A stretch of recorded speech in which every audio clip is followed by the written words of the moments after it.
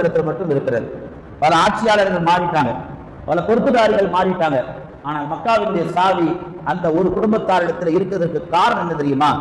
நபிகள் நாயகம் பயன்படுத்திய உன்னதமான வலுவான வார்த்தைகள். அந்த வலுவான வார்த்தைகள் தான் இன்றைய குடும்பத்தில் உள்ள தலைவர்கள் பயன்படுத்த வேண்டும். குடும்பத்தில் ஏதாவது சண்டை வந்துருச்சுன்னா நீ முதல்ல வெளியே போடான்னு சொல்லிடக்கூடாது. குடும்பத்தில் ஏதாவது தகராறு வந்துச்சுன்னா உனக்கு இந்த குடும்பத்துக்கு எந்த சம்பந்தம் இல்லை, நீ வெளியே போ அப்படின்னு வார்த்தைகளால் யாரையும் சிதைக்க கூடாது. அப்படி வார்த்தைகளால் சிதைக்கிற போதுதான் குடும்பங்கள் பிளவுக்குள்ளாக்கப்படுகிறது என்பதை இந்த வரலாற்றின் வழியாக நமக்கு தெரியப்படுகிறது.